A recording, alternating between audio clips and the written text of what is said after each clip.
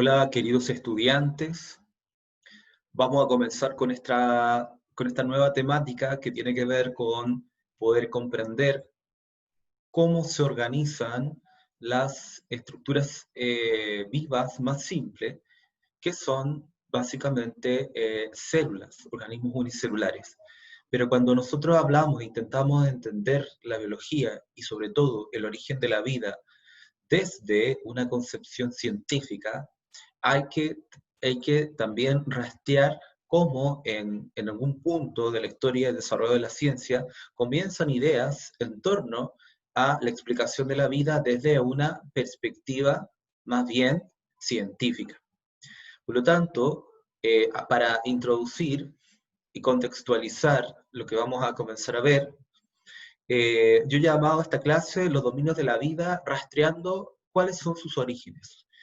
¿Ya? Pero no solamente sus orígenes a nivel científico, a nivel orgánico, a nivel químico, sino también rastreando sus orígenes en términos de las ideas que surgieron en algún contexto y que fueron puliéndose para poder desarrollar todo lo que sabemos ahora en términos de ciencia y en términos a la evolución de la vida.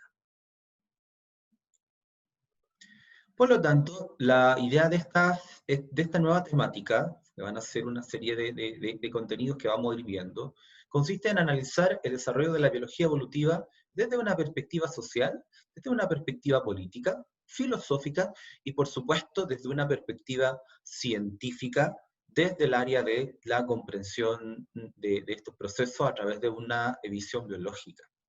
Pero siempre es importante que ustedes entiendan, y esto se van a topar en la universidad y se van a topar cuando ustedes tengan discusiones con respecto al conocimiento, que el conocimiento siempre se desarrolla en base a un contexto y que muchas veces por simplificar excesivamente el conocimiento o para tratar de enseñar algo de forma demasiado simple, se dejan de lado aspectos del conocimiento que son súper importantes para ponernos en perspectiva, para valorarlo y para también poder delimitar cuáles son sus alcances y cuáles son sus limitaciones.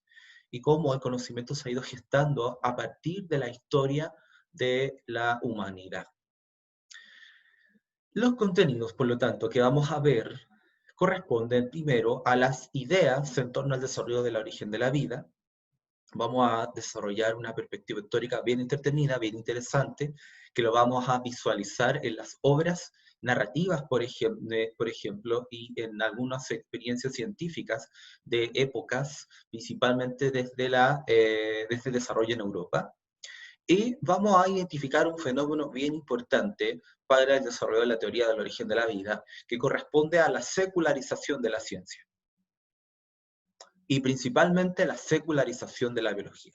Vamos a ir profundizando qué vamos a entender por secularización.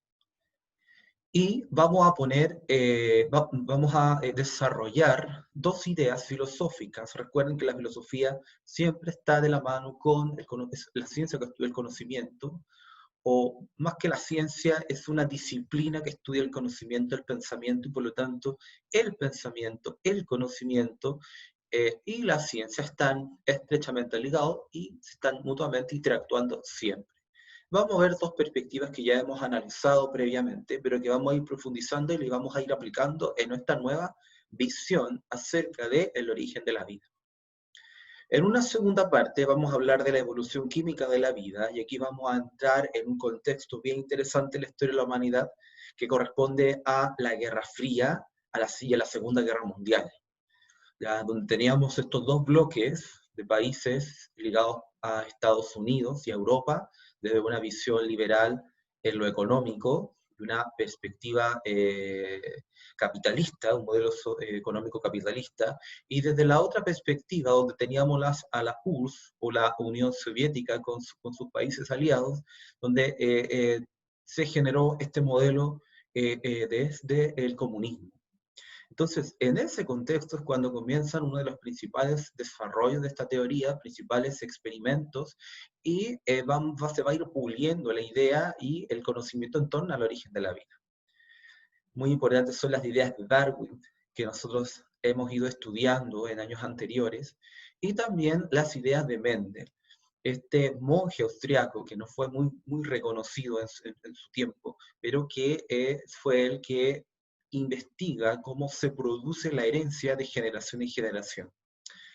Y finalmente vamos a hablar sobre una perspectiva que se instala en la biología contemporánea, o sea, la biología actual, que está ver la biología como que todo es explicado a partir de estudiando el genoma, los genes, el material genético. Y vamos a hacer un pequeño cuestionamiento a esa perspectiva para poder superarla y poder tener una visión más integral que nos permita entender cómo en realidad todas las disciplinas nos permiten estudiar ciertos fenómenos que son bastante complejos. Y por último, vamos a detallar el origen desde una visión científica y caracterizar los dominios de la vida. Vamos a hablar de los modelos celulares. Vamos a hablar que los modelos celulares, si bien tienen ciertas categorías, estas categorías cuando uno estudia la naturaleza no son tan exactas, no son blanco y negro, sino que existe una diversidad y una gradualidad y un continuo. Y sobre todo, referido a los modelos celulares. Vamos a hablar de algunos modelos básicos como el modelo procariota, donde encontramos dos dominios, el dominio de las conocidísimas bacterias que se asocian a enfermedades y que llevamos a ver que eso es básicamente una pequeña fracción de todo el mundo bacteriano, y otro grupo que son las arqueas, que a menudamente y erróneamente se les hace ver como que son antiguas, un modelo de estudio del modelo, son como las antecesoras de las bacterias, y en realidad no es tan así, y que viven en ambientes extremos, lo cual tampoco es tan así, ¿ya? Entonces, vamos a ir como un poco desmitificando, contextualizando, profundizando, para ustedes tengan una mayor comprensión de lo que significan estos modelos y estos dominios biológicos. Y por último, el tan archiconocido modelo y muy estudiado modelo eucariota, que es un modelo que forma y constituye los organismos que son pluricelulares. Y en la historia evolutiva hay una teoría que fue desarrollada a un punto de mucha perfección, que es Lynn Margulis, una de las científicas más importantes del siglo XX, y que propuso la teoría endosimbiótica como un mecanismo evolutivo muy común en los modelos celulares, en organizaciones unicelulares, y que fue esto lo que permitió el poder saltar desde modelos procariotas a modelos eucariotas. Ya, así que tengo varias sorpresas para ustedes y ojalá esta clase sea de su agrado. Vamos a comenzar entonces con la primera parte, que son las ideas en torno al desarrollo del origen de la vida. Para eso yo me basé en algunos artículos de un científico mexicano. Nunca hablamos de científicos y autores latinoamericanos, siempre nos centramos en europeos y muchas veces hombres. Pero acá tenemos el ejemplo de un científico muy notable que es mexicano, que es Antonio Lascano Araujo, que él está vivo, es intelectualmente muy activo, y que pueden encontrar varias de conferencias públicas que son bastante interesantes, son eso sí bastante extensas, y hay dos conferencias que él realiza a partir de una institución que es el Colegio Nacional de México, donde tenemos el origen de la vida, donde yo me basé para realizar estas clases, un poco más resumido, añadiendo algunos elementos que considero pertinentes, pero en el fondo muchas de las ideas centrales son del trabajo que han realizado este científico, que es además un biólogo evolucionista. Por otro lado, también tiene una serie de charlas que se realizaron hace poquitas semanas, que es donde se conmemora los 50 años de la teoría endosimbiótica por, ya sabemos quién, Lynn Margulis, que muchos de los científicos que vamos a hablar, esta persona los conoció personalmente, conocía sus motivaciones, conocía sus gustos, conocía sus personalidades. Por lo tanto, la visión que le entrega es algo bastante cercano, bastante contextualizado, y que nos permite entender cómo científicos pudieron llegar a las conclusiones a las cuales llegaron. y también cuáles contradicciones y dificultades, sobre todo sociales, sobre todo políticas, y también culturales, barreras culturales que impidieron el desarrollo de muchos científicos, pero de muchos científicos y teorías científicas, pero que al final pudo ser superado con bastantes convicciones y con valores que me parece muy importante que ustedes también puedan visualizar con perspectiva y en algún momento de su vida desarrollar. Entonces, por allí, por el siglo XVIII, no sé si ustedes saben, pero existe un texto que son las famosas enciclopedias. La enciclopedia, antes de la invención del computador y la invención de estos sistemas, estos aparatos tecnológicos que permitan almacenar una gran cantidad de información, los libros, aunque todavía siguen siéndolos, eran las herramientas principales para acceder al conocimiento. Y de esta herramienta principal que encontramos está la enciclopedia. Este diccionario sobre todas temáticas que abordan distintas áreas del conocimiento, como las artes, la literatura, las matemáticas, y en eso está la ciencia. Y esto parte de una idea de un periodo histórico bien importante en la historia de la humanidad y particularmente también en Europa, que es la Ilustración, ¿cierto? Este periodo de mucho desarrollo intelectual y que dentro de estos productos que genera este periodo histórico tenemos el desarrollo de la enciclopedia. ¿Por qué es tan importante la enciclopedia? Porque dentro de la enciclopedia se trabajan elementos de la biología y estos elementos de la biología se le da una secuencia histórica, ¿ya? Algo que no había sido plasmado en un libro que fuese de un público más amplio y que traspasase el mundo de los científicos y de los naturalistas y de lo meramente académico. Entonces este libro pudo traspasar estas barreras y difundir estas ideas con una perspectiva histórica y con una perspectiva secular. Y después vamos a hablar y profundizar qué es lo que vamos a entender por la secularización de la ciencia. Dentro de este libro, que en realidad es un diccionario de conocimiento, tenemos a un destacado evolucionista que es Jean-Baptiste Lamarck. Lamarck fue uno de los científicos que tenía y posicionó la idea de la evolución, o sea, del cambio de los seres vivos, y que aquello permite explicar la biodiversidad biológica en la naturaleza. Entonces, él introduce una visión evolutiva de la biología y además escribe un capítulo de esta enciclopedia que permite difundir esa idea a muchísimas personas. De hecho, Charles Darwin, que es el científico que propone esta idea de la evolución desde una perspectiva de la selección natural, encontró en Lamarck un apoyo bastante interesante para poder desarrollar su teoría. Y no solamente en Lamarck, sino que también en otro científico que fue muy importante para Latinoamérica porque desarrolló su trabajo aquí, que fue Van Humboldt. ¿Ya? Van Humboldt, el que tiene muchos nombres, o sea, hay muchos lugares con su apellido en Latinoamérica, y nosotros en Chile tenemos una corriente que se llama la corriente de Humboldt y un pingüino que se llama el pingüino de Humboldt, en honor a la labor de este científico. Entonces, tienen que entender que en esa época no eran muchas personas las que se dedicaban a la ciencia, al desarrollo del conocimiento. Tampoco era una actividad muy bien vista por el contexto histórico y cultural de la época, y después vamos viendo por qué.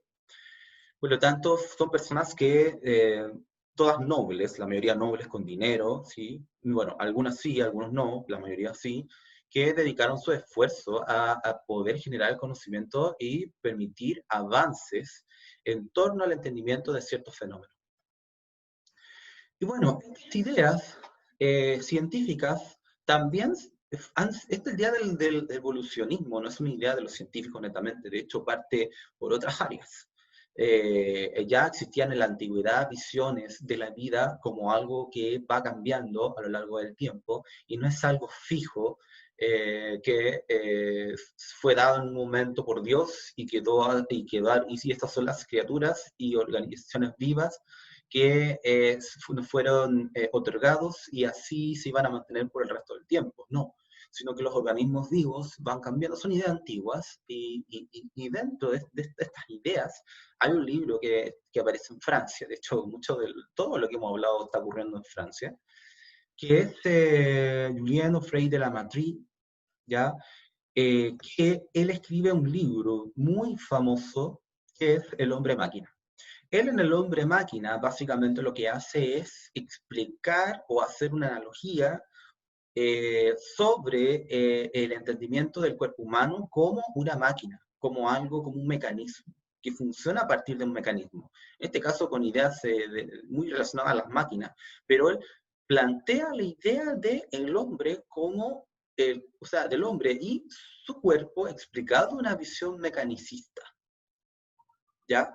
Y eso es súper importante porque en ese periodo de contexto histórico hay un debate filosófico bastante importante. Entonces, en estas ideas, ¿cierto?, en torno a la evolución, quédense con eso en su mente, y en torno a la explicación de los fenómenos biológicos desde una perspectiva mecanicista, desde el mecanismo de algo que puedo entender, de lo material, es Luigi Galvani, en Italia, ¿ya? Que se casa con Lucia Galeazzi.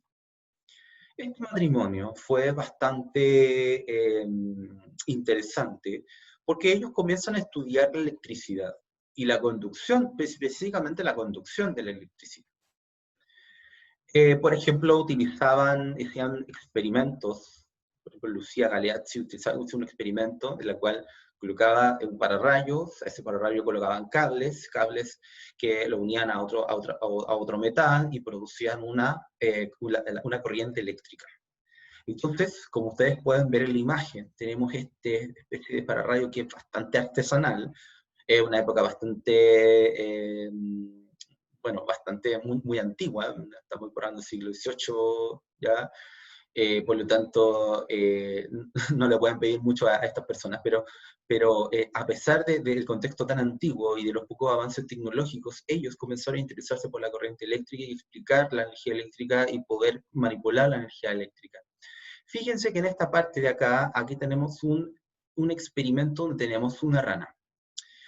Lo que ellos hacían, y después, bueno, lo hacían como en un lugar, una habitación, como una especie de laboratorio, es que al aplicar la electricidad a las partes de esta rana, se producía la contracción de las extremidades inferiores.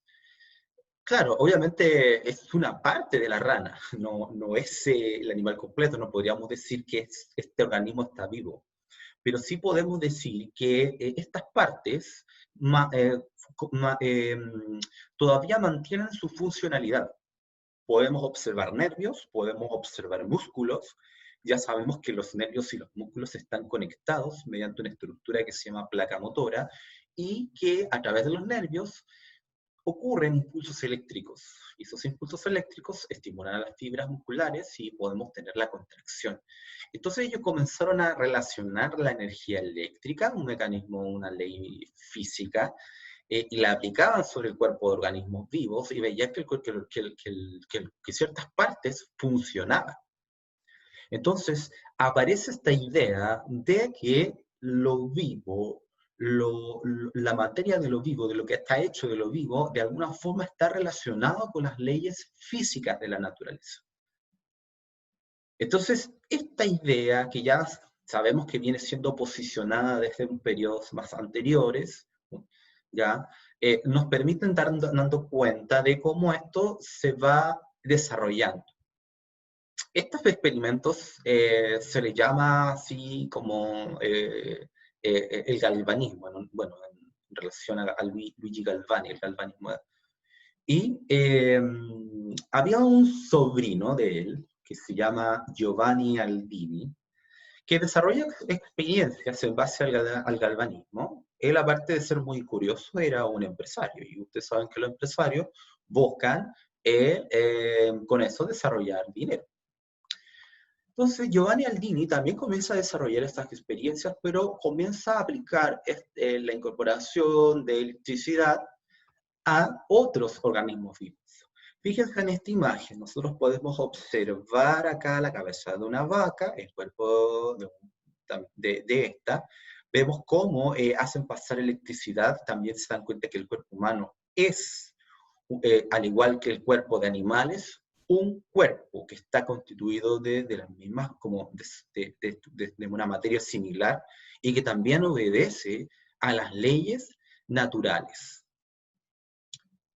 Miren, aquí resalta cuando Lascano resalta aquí, por ejemplo, esto del taburete, ¿cierto? Que ellos ya tenían un conocimiento en torno a, más o menos desarrollado en torno a la electricidad, de no pisar tierra para no generar tierra, en el fondo, y que la electricidad fuese desde este lado, ¿cierto?, hacia algún músculo, grupo muscular del animal, para generar la contracción.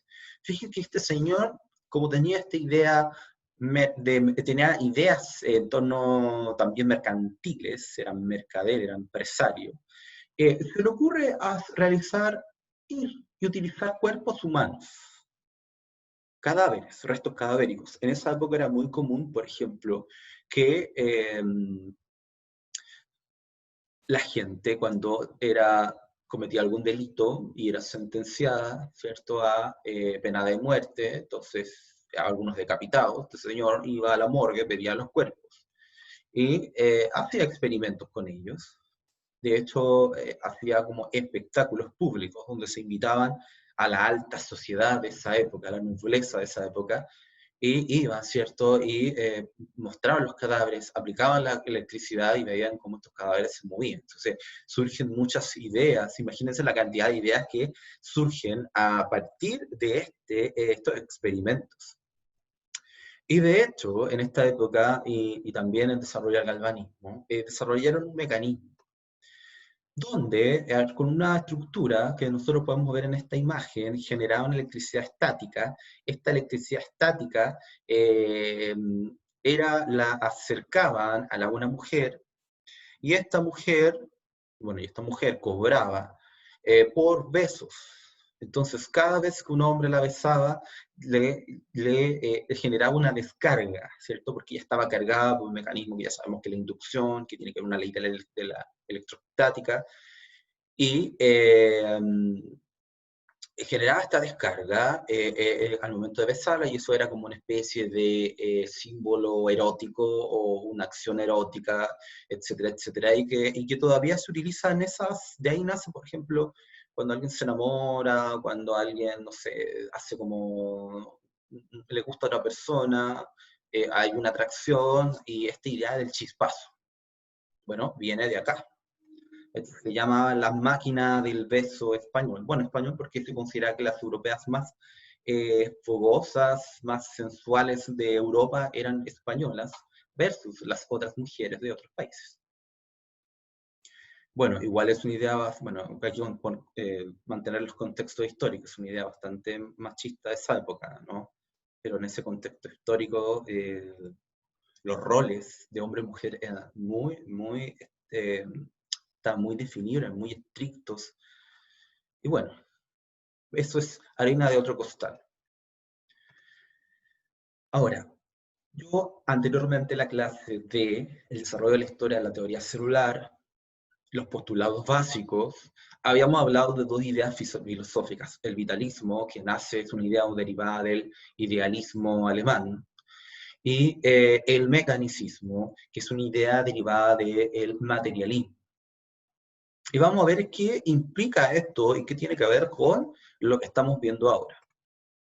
En el pasado, sobre todo en el siglo XIV, siglo XV, etc., el vitalismo, que es una idea que es una idea que se deriva también de principios teológicos, Se pensaba, por ejemplo, cuando se descubren en un momento de la historia que los espermatozoides fecundaban a los óvulos, había una idea vitalista en la cual se pensaba que en ese momento era cuando el alma, que estaba en una forma como una especie de ente, entraba, ¿cierto? Y eso permitía el desarrollo de un ser humano. Entonces, esta idea de que los seres vivos están vivos por obra y gracia de un creador, de un Dios, o de una idea, de una fuerza vital, de una idea mística que nos permita a nosotros razonar, etcétera, etcétera, etcétera. Por lo tanto, el desarrollo humano, el funcionamiento del cuerpo, todo lo explicaban en base a el vitalismo, esta idea mística. Había un señor, bueno, un médico, que es Abernethy, que esto es en Inglaterra, que él publica un libro, y el médico, que está bien, habiendo analizado estas ideas del galvanismo, de la electricidad y su relación con el cuerpo humano y el funcionamiento de los órganos, él mencionaba que la materia orgánica, que es la materia que constituye a los organismos vivos, se junta al momento del desarrollo y hay una descarga eléctrica que la vitaliza. Entonces, y así es como a través de esta descarga eléctrica llega el alma a los seres vivos. Y lo que trata de hacer en el fondo es de argumentar los principios del galvanismo utilizando una visión vitalista. Ese es su argumento. Pero un discípulo de él, un estudiante que se llama Lawrence, él publica un libro y contradice y contraargumenta lo que señala su profesor, su tutor. Él mencionaba que no, Abernethy, mi tutor, él lo que está sugiriendo es un vitalismo disfrazado. Decía que no es la electricidad la que promueve la vitalidad del cuerpo, es el propio cuerpo que desde la fecundación el que genera las condiciones para seguir vivo.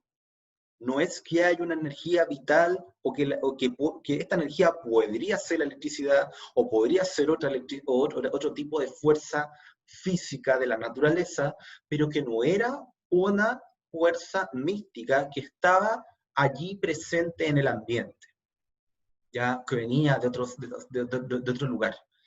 Entonces, él contradice y él plantea otro principio filosófico, que es el principio desde el mecanicismo.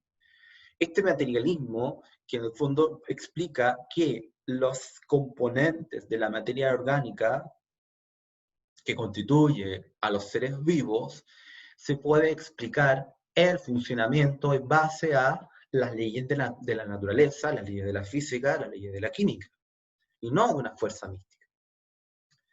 Entonces, aquí es súper interesante lo que pasa, porque en esa sociedad que es la Inglaterra del siglo XIX, siglo XVIII, siglo XIX, es una sociedad ultramente religiosa, ¿ya? Muy religiosa. De hecho, sigue siendo muy religiosa. Aún son una monarquía, el rey y los monarcas son los representantes de Dios, y que llevan consigo los valores de Dios para ser traspasados de alguna forma a todo el pueblo inglés.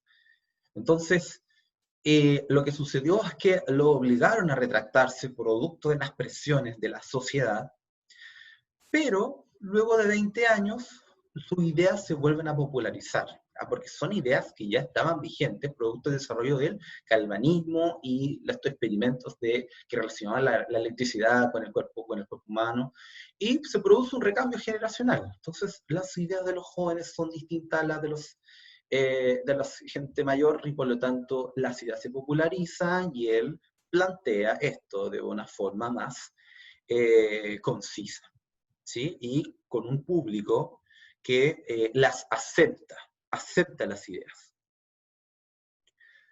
Ahora, Lawrence, ya, este médico, va de esta sociedad conservadora que en ese entonces era la sociedad inglesa, conoce dentro de Inglaterra a un poeta que es Percy Shelley, un poeta muy importante de este contexto. O sea, él se relacionaba con la alta burguesía y no parte de la nobleza inglesa de esa época, pero él se relacionaba con personas que eran liberales en lo valórico, muy liberales en lo valórico. Y Shelley tiene una novia, la voy a destacar, que es Mary Wollstonecraft Shelley. Ella es, bueno, ella es quien en esa época escribe la famosa novela de Frankenstein y que es la figura que representa el símbolo de la clase, y por eso la puse al comienzo. Ellos, bueno, se van a Ginebra, perdón. Ellos pertenecen, bueno, Mary Shelley pertenece a la alta burguesía, como yo decía, con ideales liberales en lo valórico. Y en eso que están ahí como una especie de encuentro donde están hablando, discutiendo en una noche, se proponen el desafío de quién escribe la mejor novela de terror. Y ya sabemos lo que pasó, ¿no? Mary Shelley escribe esta novela de Frankenstein, del doctor Frankenstein, y su creación, el monstruo de Frankenstein. Ella se inspira en una situación que ocurre, que es cuando fallece una bebé que tenía, ella toma su cadáver, la acerca a la chimenea y frota sus manos, y con eso, con esa acción, ella pretende devolverle la vida. Pero fíjense que en ese acto hay una concepción filosófica muy interesante. El frotar, el calor. ¿Qué es el calor? Una energía, ¿cierto? Pero es una energía física, no mística, no vitalista, algo teológico, religioso. Bueno, ellos también eran muy liberales en lo religioso. Mary Shelley es una de las mujeres que se le otorga como honorífico de ser una ferviente feminista de la época. Bueno, la novela que se escribe se publica en 1818, tiene muchas interpretaciones. Algunas interpretaciones, por ejemplo, habla de la Revolución Francesa, que este monstruo representa como el cambio, la transformación, y lo ligan con los valores de la Revolución Francesa. Hay otras interpretaciones como que las creaciones de los científicos son creaciones que van en algún momento en contra de los propios autores, de los mismos científicos, como una especie de novela futurista que presagia cómo los inventos científicos se van a ir contra el hombre y bla, bla, bla.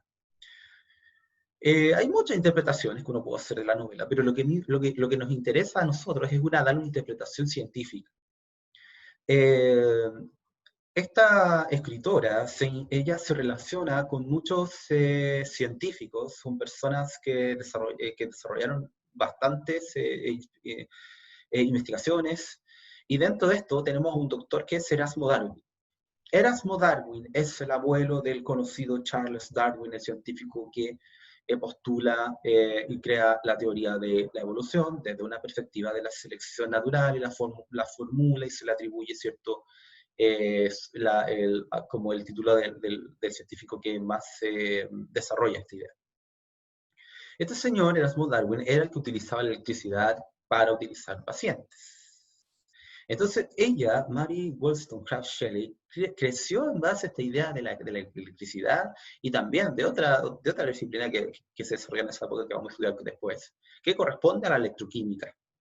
Entonces, si ustedes se van dando cuenta, ese libro que está representando una idea científica de lo vivo, de cómo funciona lo vivo. Entonces, en el libro, que lo más conocido es la película en realidad, más que el libro, está esta creación, ya utiliza cuerpos, parte de cadáveres, mediante un mecanismo y la electricidad, ahí está la idea del galvanismo, le da vida a este ser, que es un ser perfecto, un ser maravilloso en el libro, pero en la película se retrata como un monstruo, o hay muchas versiones de la película que distorsionan un poco el sentido original del libro.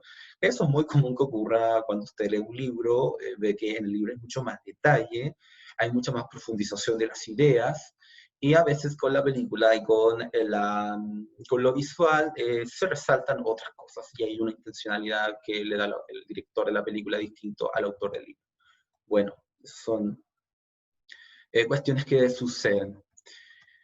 Y en la película tenemos a Frankenstein. Fíjense que Frankenstein, aquí lo vemos en la película más antigua, por ahí de los años 30, tiene unas tuerquitas. Y en estas tuerquitas, ¿cierto? Es donde se le aplica la electricidad y lo que permite darle vida a su cuerpo y originar este ser.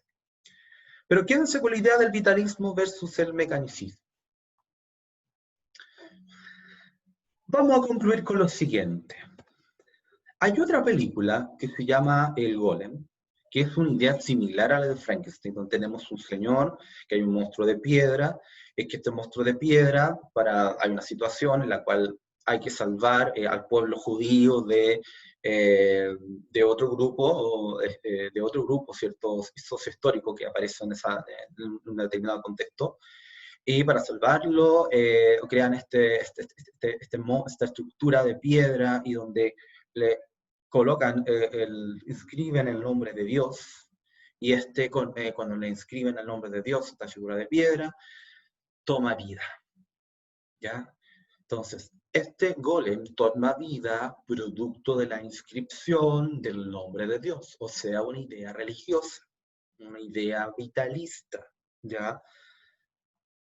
Pero Frankenstein, que esta novela de Mary Shelley, adquiere vida producto no de una fuerza mística, sino de una fuerza física que es la electricidad.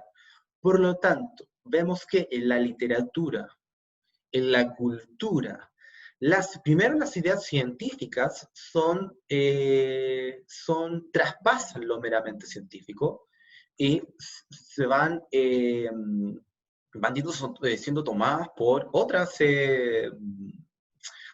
áreas. En este caso el cine, en este caso las novelas, la literatura, etcétera, etcétera. Y vemos cómo hay un cambio desde una perspectiva metalicista a una perspectiva mecanicista, es decir, explicar el funcionamiento de los organismos vivos en base a las leyes naturales. ¿Qué implica eso? Bueno, y que se ve reflejado en esta obra muy popular, que es muy bonita. Ojalá puedan leer el libro y no solo la película de el Dr. Frankenstein. ¿Qué pasa acá? Con esta novela y con este ejemplo podemos concluir que la idea central de la novela, la idea central de la película, es que hay un cambio en la perspectiva filosófica del entendimiento del funcionamiento de la vida. Es decir, se seculariza la biología. Es decir, ya no necesito un Dios, ya no necesito un alma, ya no necesita una fuerza vital para explicar, por ejemplo, que el corazón es una bomba, que el cerebro es un órgano físico, que los músculos se contraen producto de los nervios, que aportan un impulso eléctrico, que hay estructuras y mecanismos físicos, químicos, que no son distintos a los mecanismos físicos y químicos que vemos en la naturaleza, que permiten explicar las funciones de la vida.